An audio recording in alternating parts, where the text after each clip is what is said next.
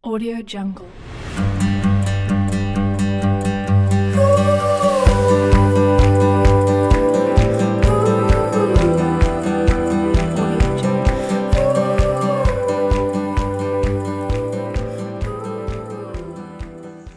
Assalamualaikum warahmatullahi wabarakatuh. Kami dari kelompok 3 ingin memaparkan hasil dari makalah kami, yaitu tentang hukum monopoli dan persaingan usaha. Yang pertama, pengertian monopoli. Monopoli adalah keadaan bisnis yang dipegang penuh oleh satu perusahaan. Hal ini dikarenakan hanya perusahaan tersebut yang memiliki layanan yang dibutuhkan oleh banyak orang, menjadikan perusahaan tidak memiliki pesaing atau kompetitor. Dengan melakukan praktik monopoli, perusahaan dapat mengambil keuntungan maksimal atau perusahaan yang bersifat monopoli. Di situasi yang pengadaan barang dagangannya tertentu di pasar lokal atau nasional, sekurang-kurangnya sepertiganya dikuasai oleh satu orang atau satu kelompok sehingga harganya dapat dikendalikan. Yang kedua, ciri-ciri monopoli. Yang pertama, memiliki satu penjual. Sebuah pasar monopoli itu hanya memiliki satu produsen, di mana harga akan ditentukan langsung oleh produsen tanpa adanya pengaruh dari para lingkungan. Maka dari itu, fungsi dari penjual di sini adalah penentu harga jual. Yang kedua, memiliki banyak pembeli. Dengan substitusi produk yang dekat, penghambat yang didapatkan dari pasar monopoli ini dapat menyebabkan banyaknya kerugian dari persaingan pasar monopoli, terutama untuk pendatang baru. Yang ketiga, perjanjian yang dilarang dalam anti monopoli dan persaingan usaha. Yang pertama, perjanjian yang dilarang dalam Undang-Undang Nomor 5 Tahun 1999 tersebut adalah perjanjian dalam bentuk sebagai berikut. 1. Oligopoli adalah keadaan pasar dengan produsen dan pembeli barang hanya berjumlah sedikit, sehingga mereka atau seorang dari mereka dapat mempengaruhi harga pasar. Yang kedua, penetapan harga adalah proses di mana suatu bisnis menentukan harga yang dimana ia akan menjual produk dan layanannya serta dapat menjadi bagian rencana pemasaran bisnis. Yang ketiga, pembagian wilayah. Mengenai pembagian wilayah, pelaku usaha dilarang membuat perjanjian dengan pelaku usaha persaingannya yang bertujuan untuk membagi wilayah, pemasaran atau alokasi pasar terhadap barang atau jasa. Yang keempat, pemboikotan. Pelaku usaha dilarang untuk membuat perjanjian dengan pelaku usaha pesaingnya yang dapat menghalangi pelaku usaha lain untuk melakukan usaha yang sama, baik untuk tujuan dalam negeri maupun pasar luar negeri. Yang kelima, kartel.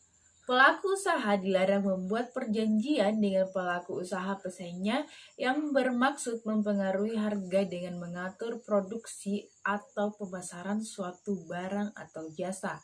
Yang keenam, terus pelaku usaha dilarang membuat perjanjian dengan pelaku usaha lain untuk melakukan kerjasama dengan membentuk gabungan perusahaan atau perseroan yang lebih besar, dengan tetap menjaga dan mempertahankan kelangsungan hidup tiap-tiap perusahaan atau perseroan anggotanya yang bertujuan untuk mengontrol produksi atau pemasaran barang dan jasa.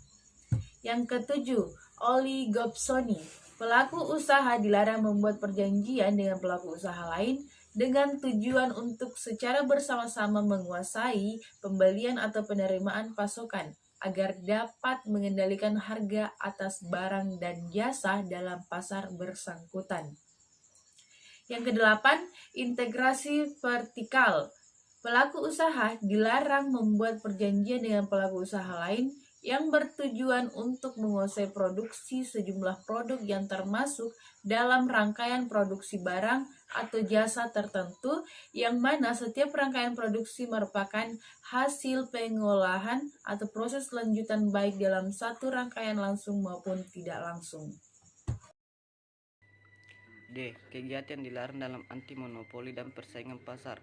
Dalam Undang-Undang Nomor 5 Tahun 1999, kegiatan yang diatur dalam pasal 17 sampai dengan pasal 24. Adapun kegiatan-kegiatan yang dilarang tersebut yaitu kelompok pelaku usaha yang menguasai pangsa pasar yang besar, yang bertindak sebagai pembeli tunggal, sementara pelaku usaha atau kelompok pelaku usaha yang bertindak sebagai penjual jumlah banyak.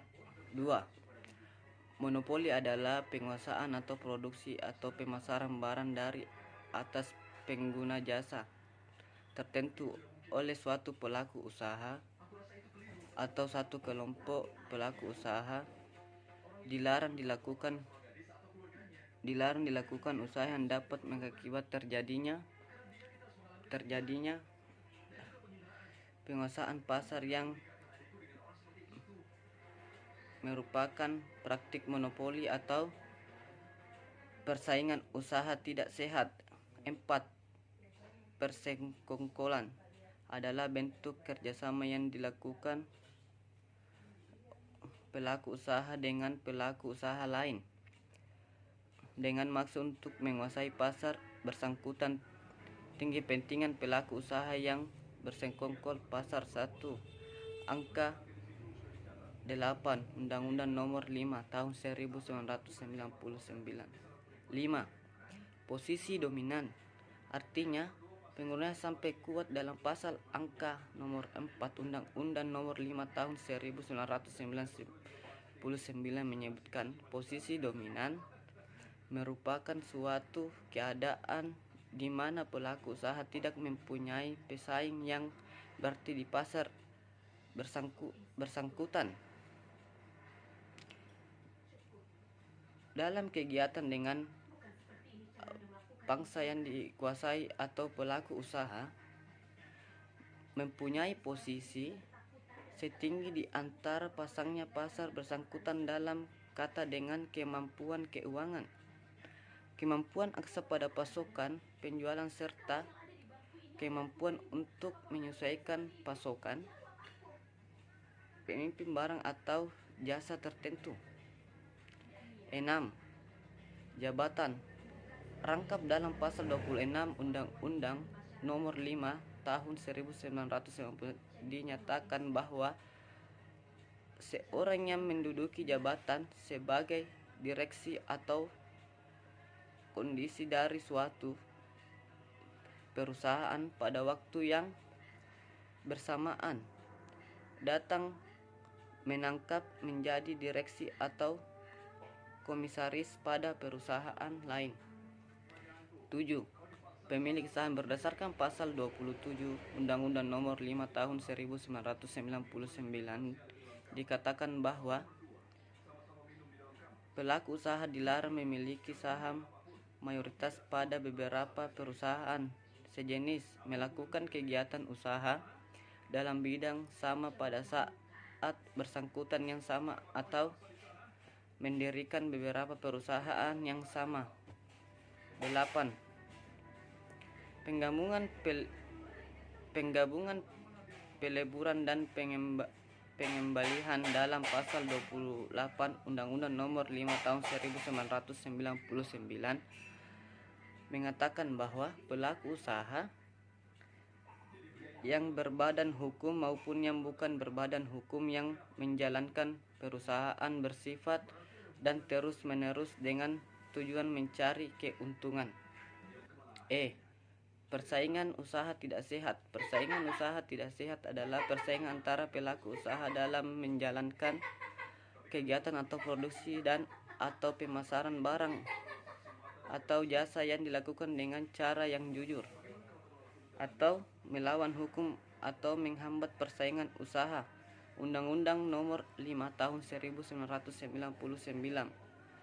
Larangan praktek monopoli dan persaingan usaha tidak sehat, persaingan tidak sehat. Posisi dominan dalam Undang-Undang Pasal 25. 1. Pelaku usaha dilarang menggunakan posisi dominan baik secara langsung maupun tidak langsung untuk menetapkan syarat-syarat perdagangan dengan tujuan untuk mencegah dan atau menghalangi konsumen memperoleh barang dan atau jasa yang bersaing baik dari segi harga maupun kualitas, atau membatasi pasar dan perkembangan teknologi. 4. Menghambat pelaku usaha lain yang berpotensi pesaing untuk memasuki pasar bersangkutan. 5. Pelaku usaha memiliki posisi dominan sebagai di mana ayat 1 apabila satu pelaku usaha atau kelompok pelaku usaha menguasai 50%, satu lebih pangsa pasar satu jenis barang atau jasa tertentu. 6. 2 atau 3 pelaku usaha untuk kelompok pelaku usaha menguasai 75% atau lebih pangsa pasar satu jenis barang atau jasa tertentu. G itu Komisi Pengawasan Persaingan Usaha. Nah, Komisi Pengawas Persaingan Usaha ini atau yang biasa disebut KPPU adalah sebuah lembaga independen di Indonesia yang dibentuk untuk memenuhi amanat Undang-Undang Nomor 5 Tahun 1999 tentang larangan praktek monopoli dan persaingan usaha tidak sehat. Nah, KPPU juga ini menjalankan tugas untuk mengawasi 3 hal pada undang-undang tersebut. Perjanjian yang dilarang yaitu melakukan perjanjian dengan pihak lain untuk secara bersama-sama mengontrol produksi atau persamaan barang dan atau jasa yang dapat menyebabkan praktek monopoli atau persaingan usaha tidak sehat bagi pembisnis. Kemudian adapun tugas Komisi Pengawas Persaingan Usaha pada pasal 35 sebagai berikut. Poin pertama, melakukan penilaian terhadap perjanjian yang dapat mengakibatkan terjadinya praktek monopoli dan atau persaingan usaha tidak sehat sebagaimana diatur dalam pasal 4 sampai dengan pasal 16. Kemudian poin yang kedua yaitu melakukan penilaian terhadap kegiatan usaha atau tindakan pelaku usaha yang dapat mengakibatkan terjadinya praktek monopoli atau persaingan usaha tidak sehat sebagaimana diatur dalam pasal 17 sampai dengan 24. Poin yang ketiga, melakukan penilaian terhadap ada atau adanya penyalahgunaan posisi dominan yang dapat mengakibatkan terjadinya praktek monopoli atau persaingan usaha tidak sehat sebagaimana diatur dalam pasal 25 sampai dengan pasal 28. Kemudian poin yang keempat yaitu mengambil tindakan sesuai dengan wewenang komisi sebagaimana diatur dalam pasal 36. Poin yang kelima, memberikan saran dan pertimbangan terhadap kebijakan pemerintah yang berkaitan dengan praktek monopoli atau persaingan usaha tidak sehat. Poin yang keenam, menyusun pedoman atau publikasi yang berkaitan dengan undang-undang ini. Poin yang ketujuh, memberikan laporan secara berkala atas hasil kerja komisi kepada Presiden dan Dewan Perwakilan Rakyat. Kemudian wewenang Komisi Pengawas Persaingan Usaha pada pasal 36 sebagai berikut. Poin pertama, menerima laporan dari masyarakat atau dari pelaku usaha tentang dugaan terjadinya praktek monopoli atau persaingan usaha tidak sehat. Poin yang kedua, melakukan penelitian terhadap dugaan adanya kegiatan usaha atau tindakan pelaku usaha yang dapat mengakibatkan terjadinya praktek monopoli atau persaingan usaha tidak sehat. Poin yang ketiga yaitu melakukan penyelidikan atau pemeriksaan terhadap kasus dugaan praktek monopoli atau persaingan usaha tidak sehat yang dilaporkan oleh masyarakat atau oleh pelaku usaha atau menghadirkan pelaku usaha, saksi ahli atau setiap orang sebagaimana dimaksud dalam huruf E dan huruf F yang tidak bersedia memenuhi panggilan komisi.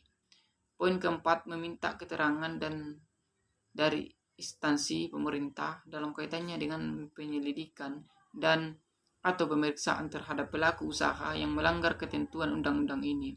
Poin yang kelima, mendapatkan atau meneliti dan atau menilai surat dokumen atau alat-alat bukti lain guna penyelidikan atau pemeriksaan. Poin yang keenam, memutuskan dan menetapkan ada atau adanya kerugian di pihak pelaku usaha lain atau masyarakat. Poin yang ketujuh, memberitahukan putusan komisi kepada pelaku usaha yang diduga melakukan praktek atau monopoli dan atau persaingan usaha tidak sehat. Poin yang ke-8, menjatuhkan sanksi berupa tindakan administratif kepada pelaku usaha yang melanggar ketentuan undang-undang ini. Nah, itulah yang dapat saya jelaskan. Kurang lebihnya mohon dimaafkan. Akhir kalam, minallahi musta'an, alaihi Assalamualaikum